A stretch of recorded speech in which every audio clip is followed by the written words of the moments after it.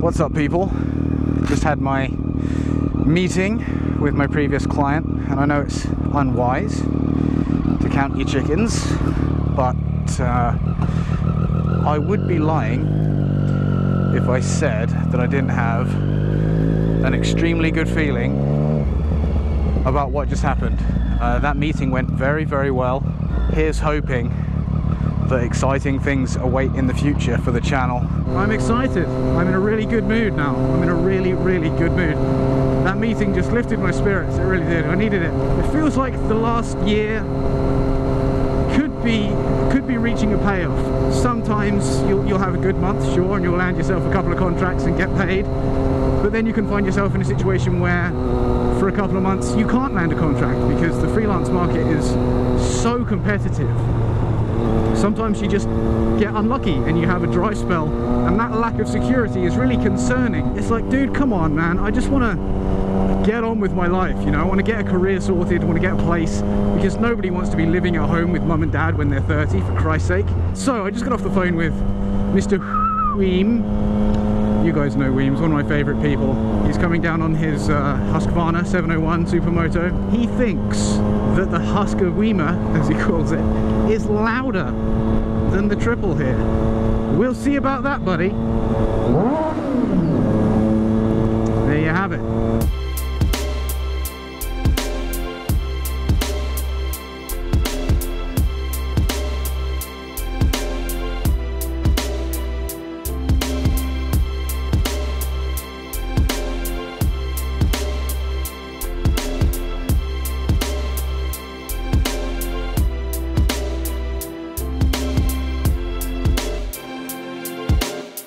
Well, looky, we have a Weeem, we have a Husky Weemer, and Weeem has very kindly offered to let me have a blast.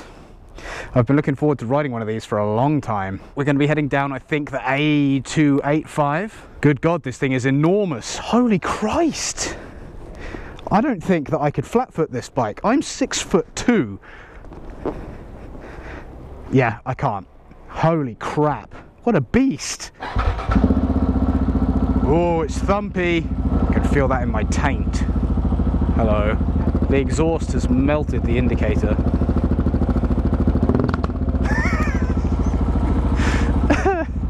That's awesome. Oh! Lordy, lordy.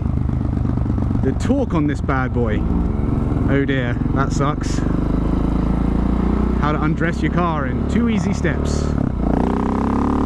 1, get in the car. 2, drive the car into another car. Done. It's quite strange being this high up in the air. Like, I thought the street triple was naked and upright, and this takes naked and upright to a whole new level. It feels a little bit more sluggish than the street triple on the turn-in.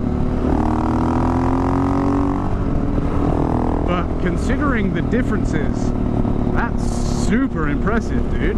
Tell you what though, because of the high center of gravity, when you lean on that front brake, it feels way more dramatic than it is. Like, the bike doesn't feel unsettled or anything, it feels perfectly fine, but because of the amount of travel you receive in the forks, the bike really stands up. So I think until you're a little bit more chill, a little bit more familiar with it, that will probably terrify you the first time you lean on the front brake with any kind of urgency. You'll shit your pants. Dude, this place is gorgeous. I don't know where we are, but I like it. Smo-likey.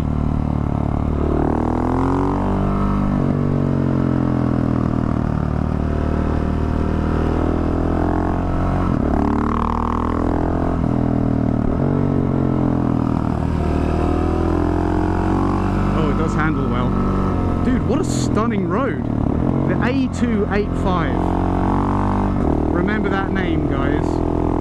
I see what Weeem was talking about though. Weeem was saying earlier that over distance he's more comfortable on the Fireblade, and I can completely understand why he's saying that, actually, because you are so upright that a lot of the wind blast, at least for me right now, is being directed onto my upper chest and my shoulders. I feel like I'm making more of an effort to lean forward, which is something that I actually don't have to do on the Street Triple, because that weird looking little kind of horny fly screen actually does a really good job.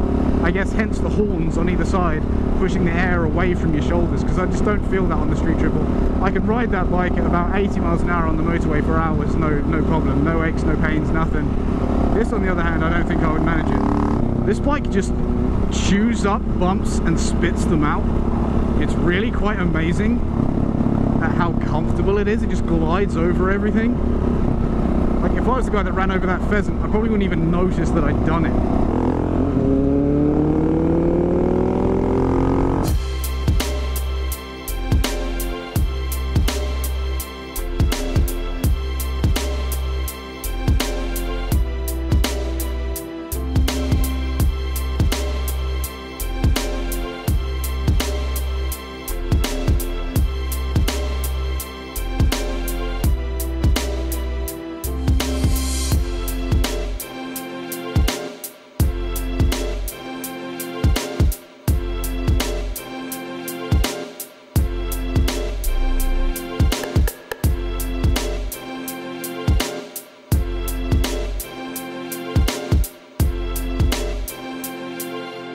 That's a lot of fun, isn't it? Holy crap, dude.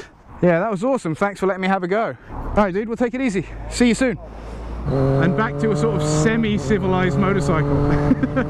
I would probably liken my Street Triple to the Isle of Wight, honestly. The Isle of Wight is the kind of place where it's awesome to grow up. As soon as you do grow up, it's a little boring, and you kind of think to yourself, you know what, I'd love a change of pace right now. Move away, have a career. But after about 5 minutes after leaving the island, you start getting homesick and you're like, oh man, I kind of miss the Isle of Wight now. That's my relationship with this bike. Every time I feel like, I'm a little bit bored of my Street Triple now, I fancy something with a bit more power or something a bit more exotic or interesting or something. And then, you know, I use my bike for something, ride it to the store, whatever, something really mundane and tedious. And then I fall in love with it all over again. I'm like, God damn it, this bike is so good. And that's really annoying, but thank you. Because trying to upgrade from it becomes so difficult. I end up thinking to myself, God, what do I want from a bike? Because whatever bike I have next is going to have to do all the things this does, but better in every single way. Otherwise I'm going to feel like I've made a colossal mistake. Cheers, buddy.